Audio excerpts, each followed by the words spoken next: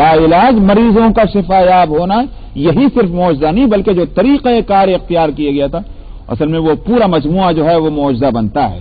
تو جالینوس نے کہا کہ اگر ویسا کر رہے ہیں تو پھر وہ نبی ہے، اس لیے کہ اس طرح تو کوئی بھی ٹھیک نہیں ہوا کرتا. تو بہرحال یہ کہ معجزہ یہ حضرت عیسیٰ علیہ السلام کو جو اس زمانے میں اس طرح کے معجزے اسی لیے دیے گئے کہ تاکہ لوگ سمجھیں کہ یہ نبی ہیں. موسیٰ علیہ السلام کو معجزہ دیا گیا چونکہ وہ جادو کے عروج کا زمانہ تھا، ایک سے ایک بڑھ کے جادوگر موجود تھے. موسیٰ علیہ السلام کو کیا دیا؟ یہ کہ عصا اور ید بیضا، کہ لاٹھی سے سانپ بن جائے اور اسی طرح سے ہاتھ اپنے بغل میں سے نکالیں گریبان میں سے تو وہ روشن ہو جائے.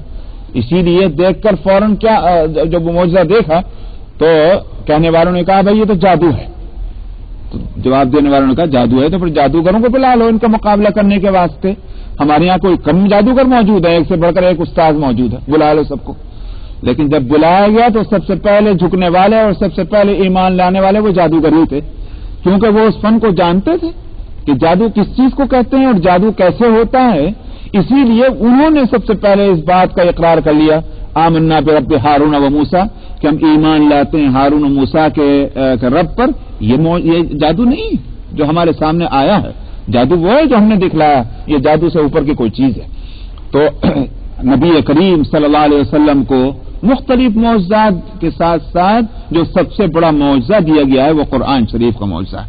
اس لیے کہ وہ زمانہ وہ ہے کہ جب کہ لڑکے اور لڑکیاں جو ہیں وہ بغیر اسکولوں میں پڑھے، وہاں اسکول کا تو نام و نشانی نہیں تھا، نہ اسکول نہ مدرسہ نہ کالج یونیورسٹی کچھ نہیں تھا، لیکن اس کے باوجود زبان پر ان کو ایسی قدرت کہ آج تک اس زمانے کے جاہلوں کے الفاظ اور ان کی عبارتیں اور ان کے سینٹنسز جو ہیں وہ کوٹ کیے جاتے ہیں اس ریفرنس میں کہ یہ عربی کا لفظ اس معنی میں استعمال ہوتا ہے، اس لیے کہ اس زمانے کے فلاں جاہل نے اس کو استعمال کیا، یہ تو کہہ سکتا ہوں.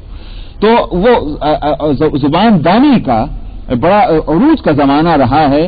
تو نبی کریم صلی اللہ علیہ وسلم کو یہ قرآن دیا گیا اور ایسا معجزہ کہ سننے والے وہ گردنیں ہلا ہلا کر سنتے تھے اور گویا یوں کہیے کہ ان کی گردنیں رام ہوتی تھیں اور باوجود انکار کے ضد اور ہٹ کے راتوں کی اندھیریوں میں آ کر چھپتے تھے، چھپ کر کے وہ سنا کرتے تھے قرآن کو.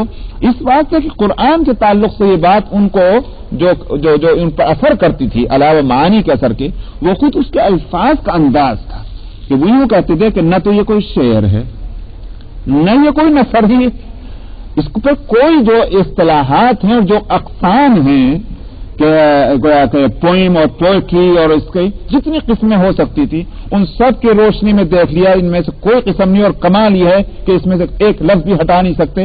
اگر ہم نے اس میں سے ایک لفظ ہٹایا تو ایک ایسا معلوم ہوگا کہ ایک نیکلس ہے جس کو اگر ایک اس میں سے موتی نکال دو تو پورا نیکلس جو ہے تتر تتر ہو جائے گا.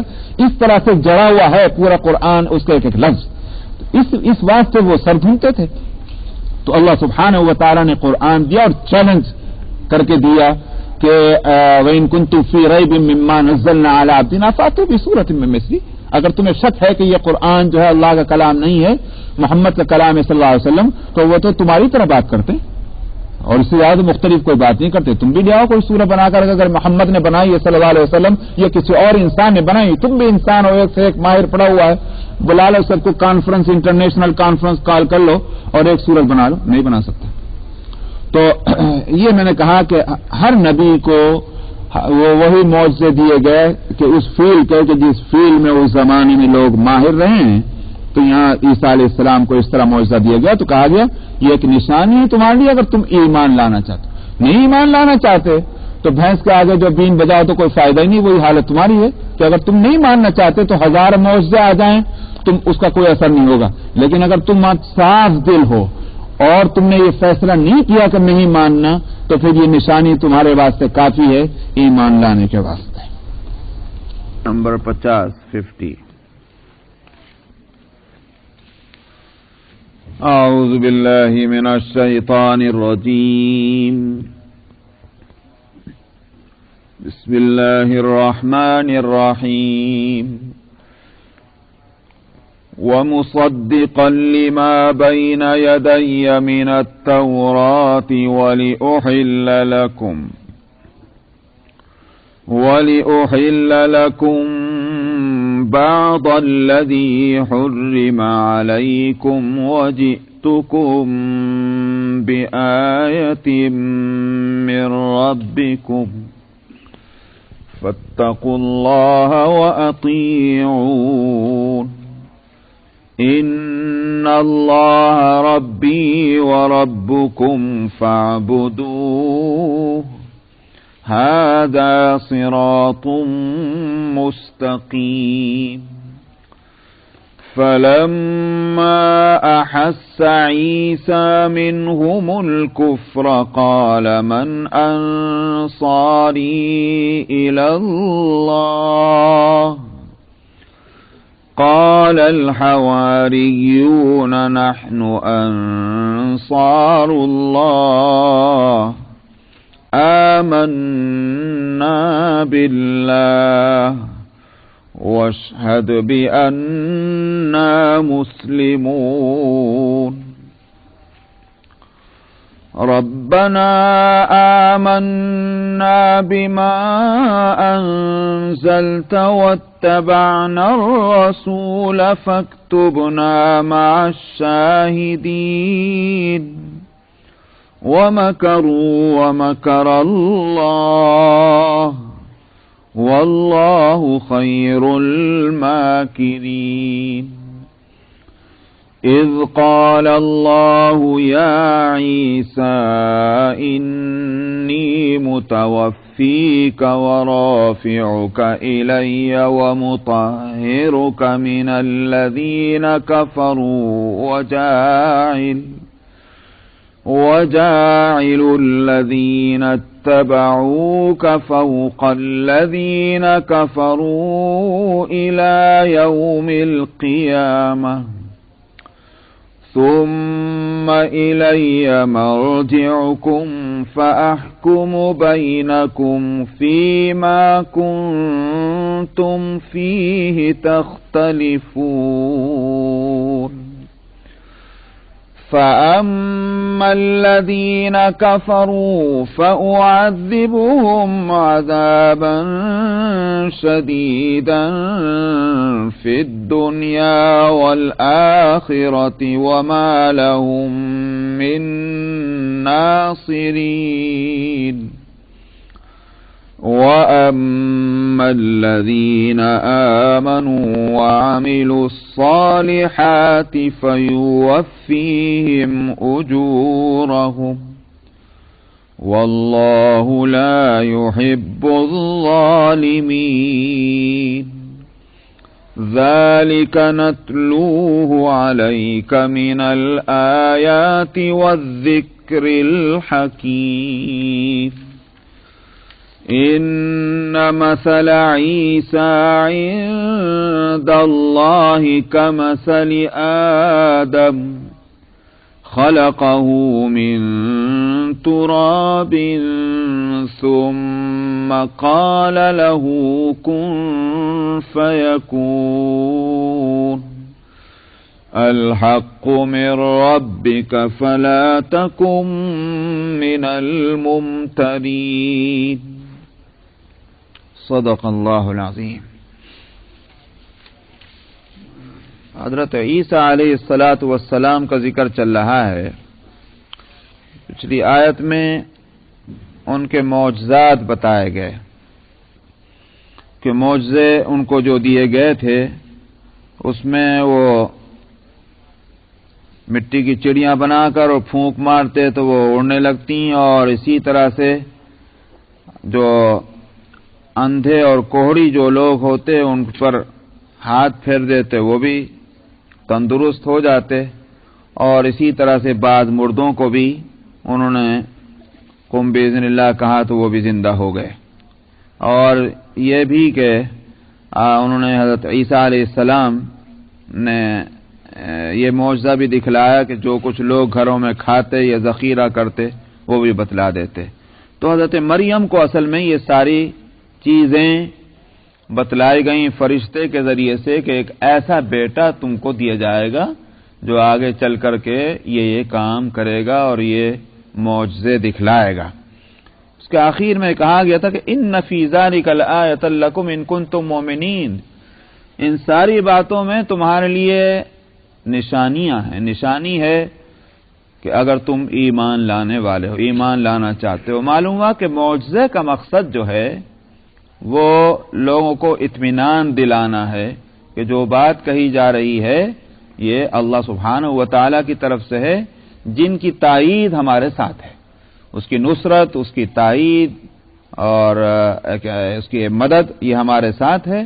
یہ بتلانے کے لیے یہ معجزات ہیں.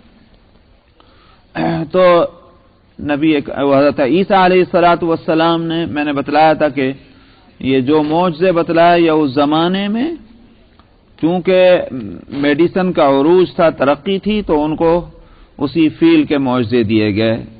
ویسے بھی ہوتا یہ ہے کہ سخت پریشان ہو کوئی آدمی اور اس کی پریشانی میں مدد کیجئے تو وہ آپ سے مانوس ہو جاتا ہے، فیملیرٹی آ جاتی ہے.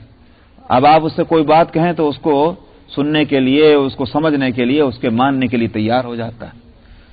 تو حضرت عیسیٰ علیہ السلام کو جو معجزے دیے گئے اس میں یہ ہے کہ لا علاج مریض جو ہیں، ظاہر ہے کہ ان سے بڑھ کر کون پریشان ہوگا؟ ان کے تو گھر والے بھی پریشان ہوں گے. اسی واسطے کہا کرتے ہیں کہ بھئی تیماردار آدھے مریض ہو جاتے ہیں، کیونکہ گھر والے جو ہیں وہ تیمارداری کر رہے ہیں، نہ ان کا سونا وقت پہ، نہ ان کا کھانا وقت پہ، تو آدھے تو مریض وہ یوں ہی ہو گئے. تو گھر والے بھی پریشان ہوتے ہیں مریض کے ساتھ.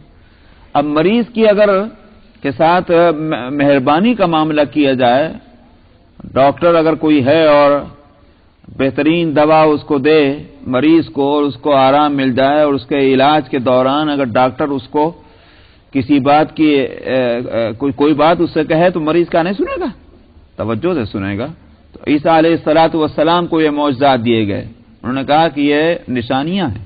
ان کنتم مومنین، اگر تم ایمان لانے والے ہو تو میری باتوں کو سنو. اس سے ایک طرح کی ترغیب بھی تھی. تو ہمارے والد صاحب نے ایک اچھی بات لکھی ہے اس کو حوالہ دیتے ہوئے اپنے تفسیر میں کہ شاید عیسیٰ علیہ السلام کے اس معجزات کا یہ اثر ان کی امت میں رہا ہوگا کہ آج تک یہ ہاسپٹلز دنیا میں بہت بناتے ہیں کہ علاج کریں اور علاج کے ذریعے سے اپنے کرسچینٹی کی تبلیغ بھی کریں.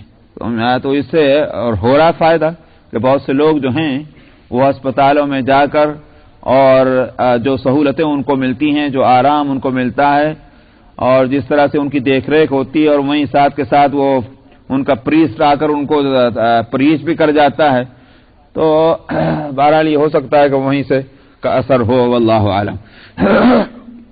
یہاں فرماتے ہیں کہ وَمُصَدِّقًا لِمَا بَيْنَ يَدَيَّ مِنَ التَّوْرَاةِ، اور میں تصدیق کرنے والا ہوں جو مجھ سے پہلے کتاب آ چکی اس کی. تو حضرت عیسیٰ علیہ السلام نے کوئی نئی شریعت نہیں دی ہے، پچھلی شریعت کو منسوخ کر کے کوئی نئی شریعت، نئی بات کہی ہو. خود بائبل متی کی انجیل میں یہ بات موجود ہے کہ میں تورات کو اور پچھلی شریعتوں کو منسوخ کرنے، کینسل کرنے نہیں آیا ہوں، میں ان کو پورا کرنے کے واسطے آیا ہوں. یعنی مطلب کیا ہے کہ تم نے اس کے حکموں کو چھوڑ دیا، تمہارا عمل اس کے خلاف ہو رہا ہے. تو میں یوں کہیے کہ تورات کو کینسل کرنے نہیں آیا، بلکہ تورات کا امپلیمنٹیشن ہونا چاہیے پورا، میں اس لیے آیا ہوں. تو یہ تصدیق کرنے کے معنی یہ، اور یہی صورت ہے قرآن شریف جو ہے جس کو کہا گیا کہ مصدقا لما بین یدیہ من التوراۃ والانجیل، کہ قرآن شریف جو ہے وہ بھی تورات اور انجیل کی تصدیق کرنے والا ہے. تو جو احکام جو ہیں بنیادی جو اللہ سبحانہ و تعالی نے دیے ہیں ان میں کوئی فرق نہیں ہے. اسی لیے سورہ الشورى کے اندر اللہ سبحانہ و تعالی نے جو فرمایا کہ شرع لکم من الدین ما وصى به نوحا والذي اوحينا اليك وما وصينا به ابراهيم وموسى وعيسى ان اقيموا الدين ولا تتفرقوا فيه. شرع شریعت اسی سے بنی ہے، اس کی میں لفظی تحقیق میں اس وقت نہیں جاتا ورنہ تو میرا سارا وقت اسی میں چلا جائے گا. بہرحال شریعت جو اس کے آپ سب جانتے ہیں کہ شریعت شرع لکم من الدین، تو دین جو ہے اس کی قسم ہی سے ہے شریعت. تو یہ نہیں ہو سکتا کہ تم دین کو الگ کر لو اور شریعت کو اس سے الگ کر لو، ما وصا بھی نوحن، ہم نے جو وصیت کی اور تاکید کی جس کی نوح علیہ الصلوۃ والسلام کا پہلے ذکر آیا، شرع لکم من التین ما وصا بھی نوح والذی اوحینا الیک، اور جس کی ہم نے آپ کی طرف وحی کی۔ تو پہلا ذکر تو نوح علیہ السلام کا اور دوسرا ذکر ہے آپ کا، وما وصینا بہ ابراہیم وموسیٰ وعیسیٰ، اور جو ہم نے تاکید کی جن چیزوں کی ابراہیم کو اور موسیٰ کو اور عیسیٰ کو، یہ نام اس میں آئے۔ ان ساری تاکید، اس سب چیزوں کا حاصل کیا ہے؟ ان اقیم الدین، دین کو قائم کرو۔ یہ اس سے معلوم ہوا کہ دین اور شریعت یہ تمام انبیاء کو ایک ہی دیا گیا۔ نوح علیہ السلام کا پہلا ذکر تو اس واسطے ہے کہ نسل انسانی کی نئے سرے سے ابتدا جو ہے وہ حضرت نوح علیہ السلام کے ذریعے سے ہوئی۔ آدم علیہ السلام پہلے یوں کہیے کہ اگر آدم اول ہیں تو نوح علیہ السلام کو اسی واسطے آدم ثانی کہا جاتا ہے۔ ان کے زمانے میں طوفان آیا اور سب کچھ تباہ برباد ہو گیا، جو ان کے ساتھ ایمان والے تھے وہی بچے۔ مفسرین ان کی تعداد بتلاتے ہیں کہ زیادہ سے زیادہ 150 تھے، تو 150 لوگ بچے، باقی سب تباہ۔ اب آگے چل کر کے جو نسل چلی وہ سب سے چلی کہ ان میں سے کچھ سے چلی، اب کون جانے تھا، ہسٹری سے پہلے کی بات ہے۔ بعض تو کہتے ہیں کہ نوح علیہ السلام ہی کی 3 بیٹوں کی سے یہ ساری جنریشنز ہیں، سام، حام اور یافس، تو انہی کی نسل ہیں جو کچھ آج دنیا میں پائی جاتی ہیں۔ تو بہرحال وہ صرف نوح علیہ السلام کی یہ اولاد ہو آج ساری دنیا میں، اور یا وہ سارے مومنین جو ان کے ساتھ تھے ان کی سب کی یہ اولادیں ہوں، تو بہر صورت ایک نوح علیہ السلام سے چونکہ یہ موجودہ جنریشن جو ہے وہ وہاں سے اس کی شروعات ہوئی ہے، یا یوں کہیے کہ نئے سرے سے وہاں سے چلا اس لیے ان کا ذکر ہوا۔ اور اس کے بعد پھر آپ کا ذکر آیا اس لیے کہ سارے انبیاء میں آپ آخر میں ہیں، تو اگر نوح کو پہلے لیا ہے تو آپ کا تذکرہ اس کے بعد اس لیے کہ آپ خاتم الانبیاء ہیں۔ بیچ میں حضرت ابراہیم کا تذکرہ نمبر 3 پر آیا، اس لیے کہ ابراہیم علیہ السلام تمام انبیاء میں وہ ہیں کہ عرب میں بسنے والے مشرکین جو بنو اسماعیل تھے، اور اسی طرح سے یہود اور نصارہ، وہ سب کے سب اپنی نسبت حضرت ابراہیم علیہ السلام کی طرف کرتے تھے۔ تو مشرکین بھی کہتے تھے ہم تو ابراہیم کے طریقے پر ہیں، اور یہود نصارہ بھی کہتے تھے کہ ہم تو ابراہیم کے طریقے پر ہیں۔ اسی واسطے اللہ سبحانہ و تعالی نے قرآن شریف میں ان دونوں کی تردید فرمائی، رد کیا۔ ما کان ابراہیم یہودیا ولا نصرانیا ولکن کان حنیفا مسلما وما کان من المشرکین۔ ابراہیم نہ یہودی تھے، نہ نصرانی تھے، نہ مشرک تھے، وہ تو یکسوئی کے ساتھ اسلام پر عمل کرنے والے پکے مسلمان تھے، اس میں کوئی ان کے ساتھ آمیزش کسی اور چیز کی ملاوٹ تھی ہی نہیں۔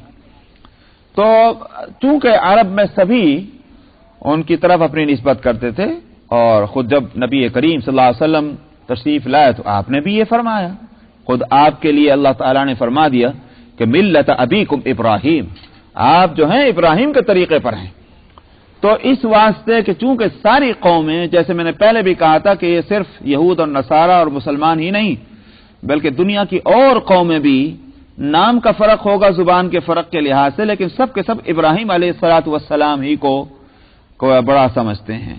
تو اس لیے یہاں آپ کے بعد ان کا ذکر آیا کہ ان کو جو شریعت دی گئی، دین دیا گیا وہ، پھر اس کے بعد موسیٰ اور عیسیٰ علیہ السلام کا، اس لیے کہ عرب کے اندر یہود اور نصارہ تھے، اور یہودی اپنی نسبت موسیٰ کی طرف اور عیسائی اپنی نسبت عیسیٰ علیہ السلام کی طرف۔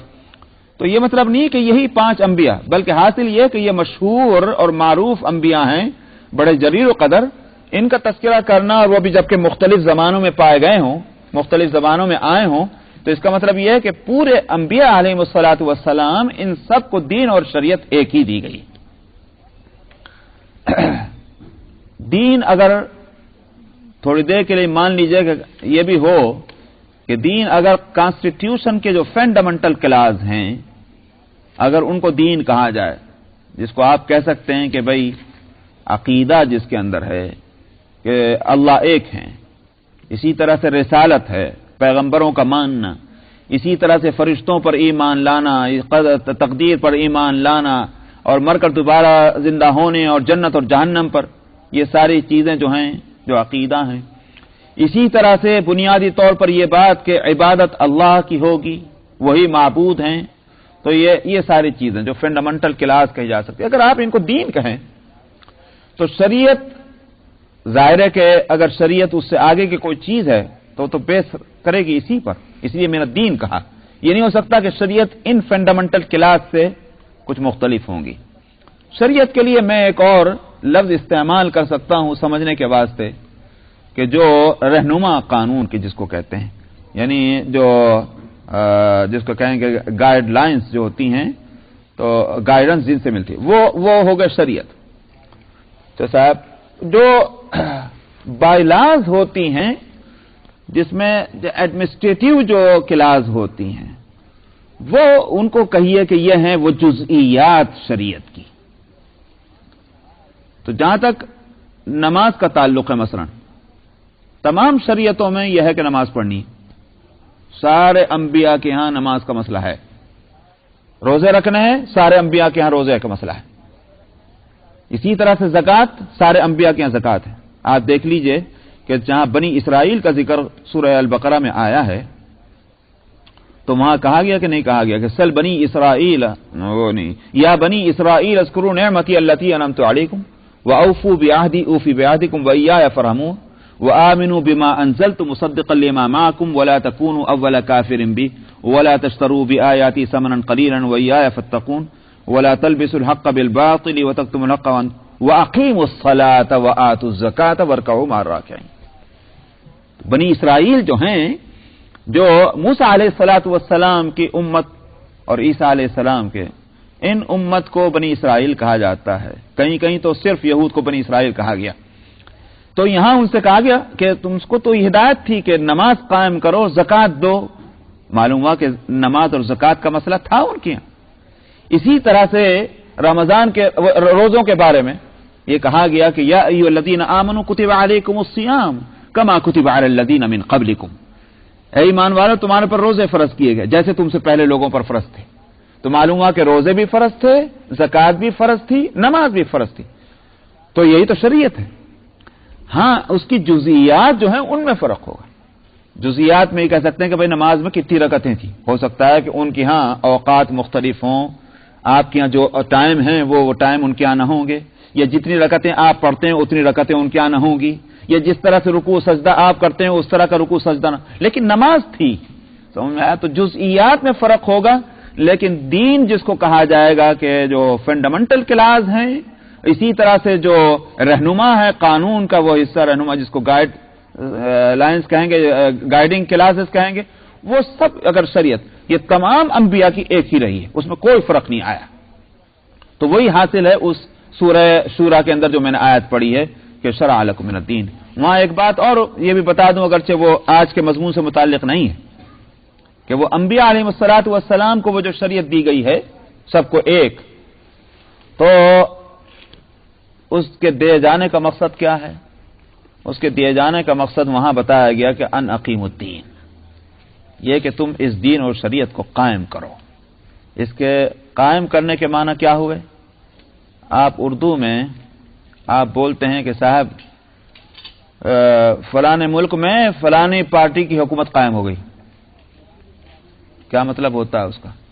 کیا اس کا مطلب یہ ہوتا ہے کہ سفارش کی گئی ہے کہ فلانے آدمی کو حکومت دے دی جائے، یا آپ اس کا مطلب یہ سمجھتے ہیں کہ فلانے پارٹی اور فلانے آدمی کی حکومت کے فضائل بیان کیے گئے ہیں، اس کی خصوصیات بیان کی گئی ہیں، سمجھا؟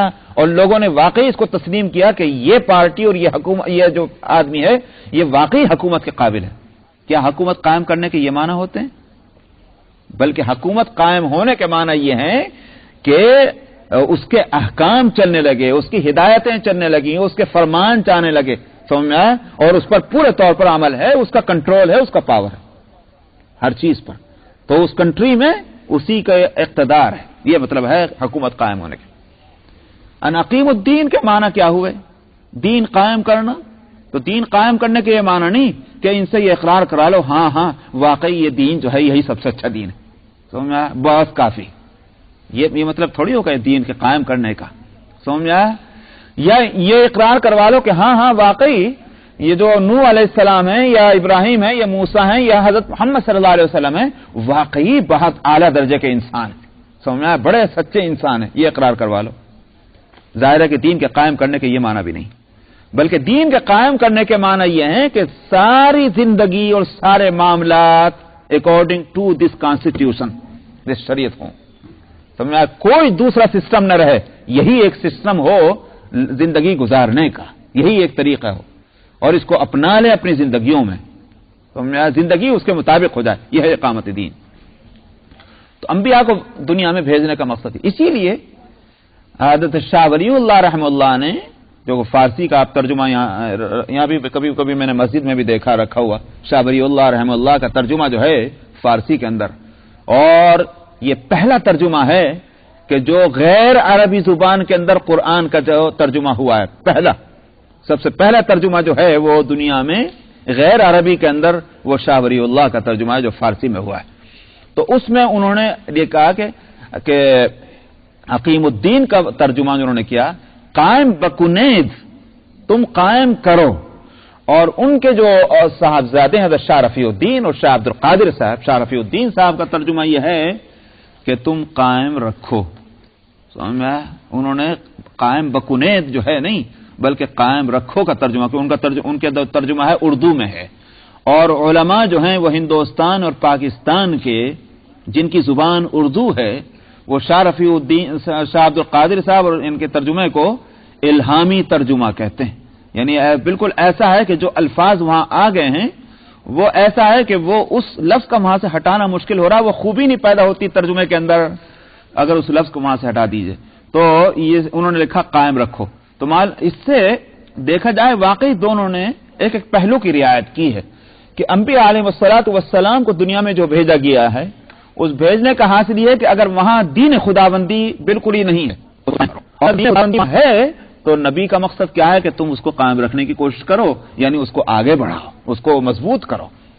تو عیسیٰ علیہ الصلوۃ والسلام جو دنیا میں تشریف لائے یہ نہیں تھی کہ تورات بالکل اس کا نہ کوئی جاننے والا تھا نہ کوئی ماننے والا تھا. کچھ نہ کچھ احکام اس کے موجود تھے. عیسیٰ علیہ السلام کس لیے آئے؟ اس لیے آئے ان کے جو انہوں نے فرمایا جو متی کی انجیل کا جو میں نے ریفرنس دیا ہے، انہوں نے کہا کہ میں اس لیے نہیں آیا کہ میں تورات کو اور پچھلی انبیاء کی شریعت کو میں منسوخ کروں، میں اس لیے آیا کہ اس کو پورا کر دوں. مطلب کیا ہے کہ وہ ہے اس کو قائم رکھنے کے واسطے میں آیا ہوں کہ تم نے اس کے آدھا تہائی اور جو کر دیا تھا کہ کچھ لے رکھے تھے اس کے حکم اور کچھ کو چھوڑ رکھا تھا، میں اس لیے آیا ہوں. تو یہاں اسی کو کہا گیا وہ مصدقا لما بین یدی، اور میں تصدیق کرنے والا ہوں جو کچھ میرے سے پہلے تورات آ چکی ہے. جیسا وَلِأُحِلَّ لَكُمْ بَعْضَ الَّذِي حُرِّمَ عَلَيْكُمْ، اور میں تاکہ حلال کر دوں تمہارے واسطے بعض ان احکام کو یا بعض ان باتوں کو جو تمہارے اوپر حرام ہو گئی تھی. اور وَجِئْتُكُمْ بِآیَةٍ مِّن رَبِّكُمْ، یہاں کچھ چیزوں کا حرام کرنے کے جو حرام تھی حلال کرنے کے معنی کیا ہیں؟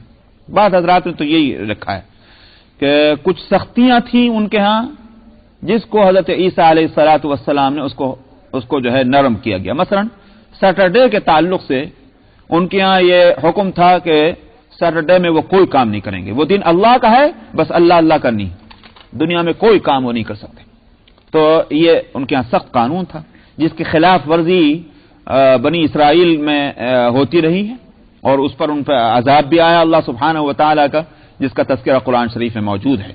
تو عیسیٰ علیہ الصلوۃ والسلام نے آ کر اس سختی کو نرمی سے بدل دیا کہ بھئی سیٹرڈے جو ہے وہ ایسا نہیں ہے کہ جو بھی دن اللہ کی عبادت کے لیے ہے اس میں عبادت کے یہ معنی نہیں ہے کہ اس دن کوئی کام دوسرا نہیں کر سکتا، یہ ایسی صورت نہیں ہے، نرمی کی گئی. تو ایک تو یہ معنی ہوئے. دوسرے بعض لوگوں نے کہا کہ نہیں، پوری کی پوری شریعت وہی تھی کہ نہ کہ انہوں نے کسی چیز کو حرام کو حلال کیا نہ حلال کو حرام کیا، بلکہ بات یہ تھی کہ جو رسم اور رواج غلط قسم کے جس کا تعلق تورات سے اور اللہ کی شریعت سے اور اللہ کی کتاب سے بالکل نہیں تھا، ان رسم و رواج کو جس پر لوگوں نے دین کا اور مذہب کا لیبل لگا دیا تھا، حالانکہ ان کا تعلق مذہب اور دین سے بالکل نہیں تھا، عیسیٰ علیہ الصلوۃ والسلام نے ان کو آ کر ختم کیا. لیکن بات جو اصل ہے وہ پہلی صحیح معلوم ہوتی ہے، اس لیے کہ وَلِأُحِلَّ لَكُمْ بَعْضَ الَّذِي حُرِّمَ کا، جو تمہارے اوپر کچھ چیزیں حرام کر دی گئی تھی ان کو حلال کرنا۔ اس میں یہ اشکال نہیں ہونا چاہیے، کبھی تو کہا جا رہا ہے کہ مصدقا لما بین یدی من التوراۃ، میں تصدیق کرنے کے واسطے ہوں تورات کی، اور ابھی پھر بعد میں یہ بھی ہے کہ میں کچھ چیزوں کو حلال کروں گا جو تمہارے اوپر حرام ہے۔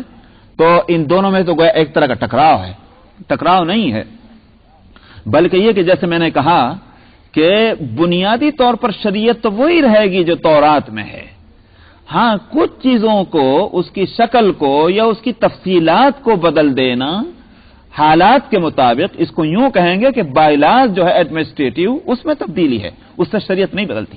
جیسے مثال کے طور پر اس آرگنائزیشن کا ایک قانون ہے، ایک اس کا کانسٹیٹیوشن ہے، لیکن کبھی کبھی ایک یہاں کمیٹی بنائی جاتی ہے کہ بھائی پھر سے اس کا ایوالویشن ہونا چاہیے اور دیکھا جانا چاہیے کہ بھائی کس اس میں کلاس کو بدلنا، اور وہ بات کلاس اس کی بدلی جاتی، اس سے کوئی یہ نہیں کہتا کہ قانون بدل گیا، کانسٹیٹیوشن بدل گیا، اس کے بائیلاز میں تبدیلی ہوتی ہے تو کانسٹیٹیوشن جوں کا توں رہتا ہے، شریعت نہیں بدلی۔ تو حضرت عیسیٰ علیہ الصلوۃ والسلام جہاں تک شریعت کا تعلق ہے وہ تصدیق کرنے کے واسطے آئے ہیں، بنیادی قوانین میں تبدیلی اور احکام میں نہیں ہے، لیکن کچھ جزئی طور پر تبدیلیاں ہوں گی، وہ جیسے کہ یہ ہوا کہ جو چیزیں مثلا زنا ہے تو زنا حرام ہی ہے، اس کو حلال کرنے کا سوال نہیں، وہ احکام جہاں تک ہے وہ بدستور باقی رہیں گے، کچھ تھوڑی بہت چیزوں کو جن کو لوگوں نے حرام کر لیا تھا اپنے اوپر، یا اللہ نے ان کے اوپر سختی رکھی تھی قانون کے اندر، ان کی سرکشی کی وجہ سے اس میں کچھ نرمی کی گئی۔ وَجِئْتُكُمْ بِآيَةٍ مِّن رَبِّكُمْ، اور میں ایک نشانی لایا ہوں تمہارے رب کی طرف سے، اس بات کے لیے کہ میں اللہ کا نبی ہوں اور جو کچھ میں کر رہا ہوں اللہ کے حکم سے کر رہا ہوں۔ فَاتَّقُوا اللَّهَ وَأَطِيعُونِ، سو اللہ سے ڈرتے رہو اور تم میری اطاعت کرو۔ ان اللہ ربی و ربکم فاعبدوہ، اللہ ہی میرا رب ہے اور تمہارا بھی رب وہی ہے، سو تم عبادت اسی کی کرو۔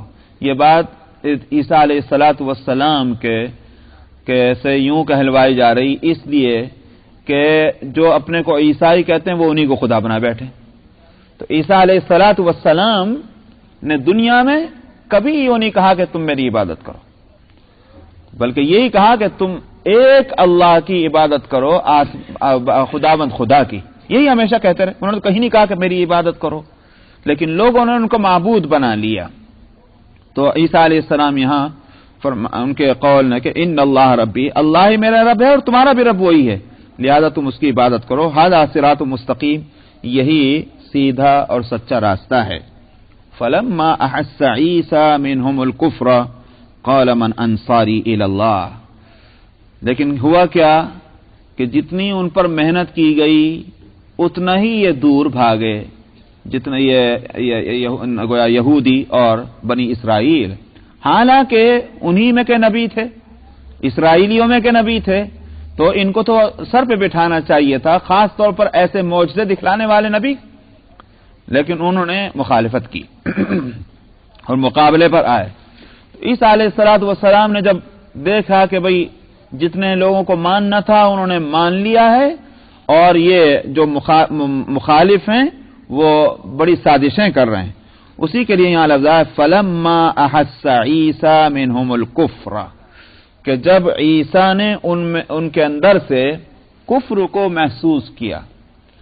یہاں کفر کو محسوس کرنے پر کوئی عقلی اشکال نہ کیا جائے، کیونکہ محسوس کرنا جو ہے یہ جب ہوتا ہے کہ جب اپنے جو حواس ہیں، جو حواس کا مطلب کیا ہوگا؟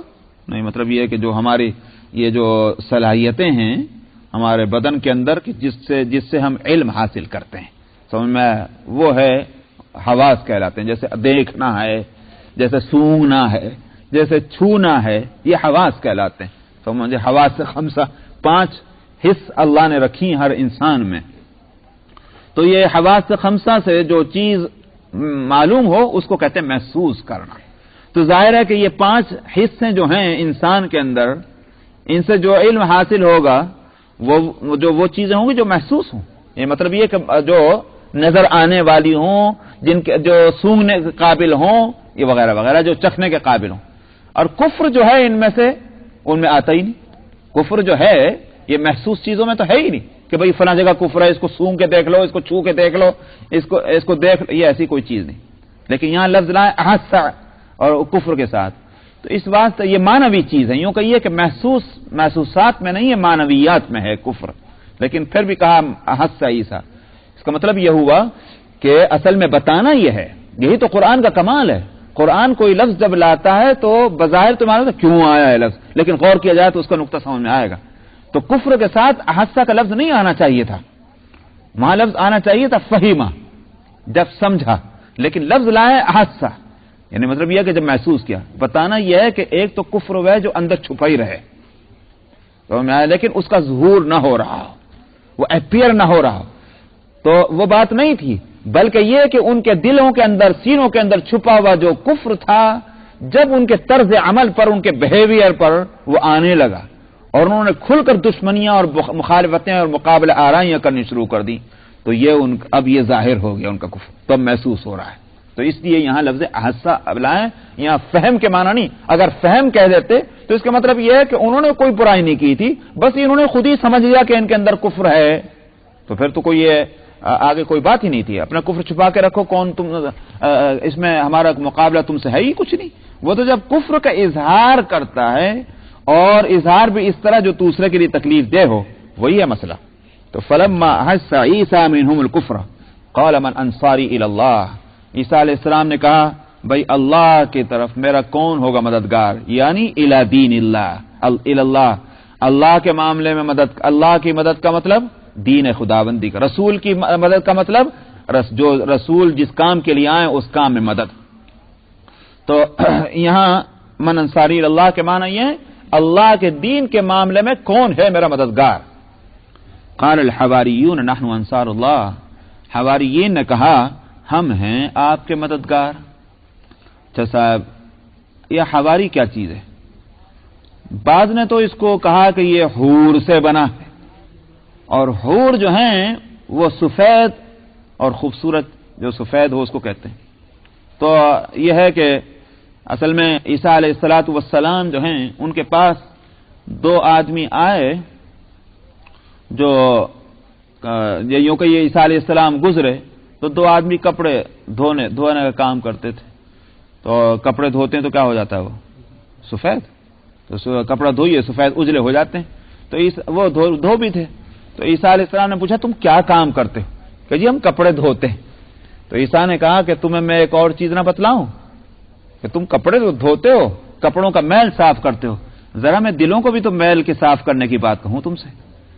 تو وہ جب وہ لگ لیے ان کے ساتھ، اور ان کے ساتھ اور بھی لوگ لگ لیے. تو یہاں سے یہ حواری بنا ہو، اور کہ صفائی کرنا اور اجلا کرنا اور سفید کرنا، تو اکثر ان میں سے یہی کام کرتے تھے، کپڑے دھونے وغیرہ وغیرہ کا کام. بہرحال بات کہتے ہیں کہ یہ حور سے بنا ہے. حور کے معنی آتے ہیں پلٹنے کے، لوٹنے کے. سمجھا ہے؟ اسی طرح سے حوار کے، اسی لیے عربی کے اندر حوار جو ہیں وہ کہتے ہیں انٹرویو کو، کیونکہ انٹرویو میں کیا ہوتا ہے کہ بھئی آدمی ایک دوسرے سے بات کرتا ہے، وہ پوچھتا ہے، وہ اس کا جواب دیتا ہے، یہ تو انٹرویو ہے. تو حوار کہتے ہیں اسی واسطے ہیں. حور کے معنی آتے ہیں لوٹنے کے، پلٹنے کے. تو یہاں حواری اسی واسطے کہا گیا کہ یہ اللہ سبحانہ و تعالیٰ کی طرف پلٹنے والے تھے. انہوں نے اپنے سارے دنیا کی ساری باتوں کو چھوڑ کر کے اور عیسیٰ علیہ السلام کی طرف کے ساتھ لگ لیے، جہاں وہ جائیں وہیں ساتھ جائیں. ان کو بائبل کے اندر اسی لیے شاگرد کا لفظ کہا گیا. جس طرح سے پہلے پرانا جو طریقہ تھا، آج کا طریقہ نہیں میاں جو یہاں اس ملک میں آ کے دیکھ رہے ہیں، جو پرانا طریقہ تھا کہ جو ایک دفعہ اپنے کو شاگرد کہہ دے کسی کا، بس وہ ہے اور پھر اس کا استاد ہے. سمجھا؟ وہ تو پھر زندگی بھر اسی کے ساتھ لگ جایا کرتا تھا. تو یہ اسی لیے عیسیٰ علیہ الصلوۃ والسلام کے ان حواریوں کو بائبل کے اندر شاگرد کا لفظ کہا گیا، انہی کے ساتھ لگے رہتے تھے. تو یہاں حواری، قرآن شریف میں حواری کہا کہ اللہ کی طرف جو ہے مائل ہونے والے، لوٹنے والے، بہرحال جو بھی ہو. قال الحواریون نحن انصار اللہ، حواریوں نے کہا کہ ہم ہیں اللہ کے دین کے مددگار. آمنا باللہ، ہم اللہ پر ایمان لائیں. جب اللہ پر ایمان لائیں تو ہم ہی تو اللہ کے دین کی مدد بھی کریں گے. واشہد بأننا مسلمون، آپ سے تو ہماری گزارش یہ ہے کہ بس آپ ہم کو یاد رکھیے گا اور اللہ سبحانہ و تعالیٰ کے یہاں اس بات کی شہادت دے دیجیے گا کہ ہم نے اطاعت اور فرما برداری کی اور مسلم ہم رہے ہیں. یہاں اس لفظ کو ذہن میں رکھیے گا کہ حواریین نے اپنا مذہب کیا بتلایا؟ مسلم. تو معلوم ہوا کہ ان کا مذہب بھی اسلام تھا. اچھا صاحب، یہ بھی ایک اور بات اس سلسلے میں یہ ہے کہ اگر بائبل کو اٹھا کے دیکھیے تو عیسیٰ علیہ السلام نے جب ان کو پکارا تھا اپنی مدد کے واسطے، تو جب مدد کرنے کا وقت آیا تو سارے چھوڑ کے بھاگ گئے. وہاں تو یہ موجود ہے کہ عیسیٰ علیہ السلام کو جب لوگ پکڑ کے لے گئے اور سولی دینے کے واسطے اس کراس پر چڑھانے کے لیے، تو ان حواریوں میں سے کوئی نہیں آگے بڑھا کہ ہمارے جو ہیں ان استاذ کو کہاں لے کے جا رہے ہیں. کہیں نہیں ملتا بائبل کے اندر، بلکہ وہ سارے چھوڑ کے بھاگ گئے. عیسیٰ تنہا رہ گئے. یہ ہے ان کی کتاب کے اندر. کیسے تھے وہ صحابہ اور کیسے تھے ان کے ساتھی اور شاگرد اور حواری، کہ جب وقت پڑا کہ جنہوں نے اقرار کیا تھا کہ ہم آپ کی مدد کریں گے، آپ کے دین کی مدد کریں گے، اور جب مدد کا وقت آیا سب بھاگ گئے. ایک بھی نہ رہا. یہ ہے حواریوں نے کہا ہم آپ کی مدد کرنے والے ہیں. سورہ صف کے اندر آپ دیکھ لیں، اس میں یہ فآمنت طائفۃ من بنی اسرائیل وکفرت طائفہ، ان میں سے کچھ ایمان لائے. اور ایمان لائے کا مطلب کیا ہوا کہ خالی یوں نہیں کہ جیسے ہم کہہ دیتے ہیں بھائی ہم تو مومن ہیں بس، ہاں مانتے ہیں اللہ ایک ہے، بلکہ جب قرآن کہتا ہے ایمان لائے، اس کا مطلب یہ کہ ایمان کے جو تقاضے تھے انہوں نے اس کو پورا کیا. جب قرآن کہہ رہا ہے تو بھرم رکھا ہے ان عیسائیوں کی، یوں کہیے کہ ارلی پیریڈ ان کا جو ہے دور اول، اس کے ورنہ تو انہوں نے ستیاناش کر دیا تھا اپنے تاریخ کا جو پہلا جو زمانہ ہے اس کا، سب کو کہہ دیا کہ سب بھاگ گئے چھوڑ کر کے. بھلا کیسے ہو سکتا ہے؟ تو وہ کہا کہ وشد بأننا مسلمون. بس یہ تک رکھیے انشاءاللہ. 136 سورہ آل عمران آیت نمبر 53. اعوذ باللہ من الشیطان الرجیم. بسم اللہ الرحمن الرحیم. ربنا آمنا بما أنزلت واتبعنا الرسول فاكتبنا مع الشاهدين. ومكروا ومكر الله والله خير الماكرين. إذ قال الله يا عيسى إني متوفيك ورافعك إلي ومطهرك من الذين كفروا وجاعل الذين اتبعوك فوق الذين كفروا إلى يوم القيامة. ثم إلي مرجعكم فأحكم بينكم فيما كنتم فيه تختلفون. فأما الذين كفروا فأعذبهم عذابا شديدا في الدنيا والآخرة فأعذبهم عذابا شديدا في الدنيا والآخرة وما لهم من ناصرين. وأما الذين آمنوا وعملوا الصالحات فيوفيهم أجورهم والله لا يحب الظالمين. ذلك نتلوه عليك من الآيات والذكر الحكيم. إن مثل عيسى عند الله كمثل آدم خلقه من تراب ثم قال له كن فيكون. الحق من ربك فلا تكن من الممترين. ومن حاجك فيه من بعد ما جاءك من العلم فقل تعالوا ندعو أبناءنا وأبناءكم ونساءنا ونساءكم وأنفسنا وأنفسكم ثم نبتهل فنجعل لعنة الله على الكاذبين.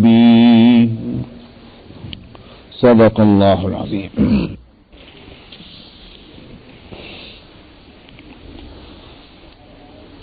گزشتہ آیت میں کہا گیا تھا کہ جب حضرت عیسیٰ علیہ السلام کو لوگوں سے محسوس ہوا کفر اور انکار کہ اب یہ اپنے کافرانہ حد پہ آ گئے ہیں اور نقصان پہنچانے کے درپے ہیں اور اسلام دین جو پیش کر رہے تھے اس کے راستے میں بڑی بڑی رکاوٹیں کھڑی کر رہے ہیں، تو انہوں نے کہا کہ کون ہے میرا مددگار اللہ کے دین کے معاملے میں؟ تو حواریوں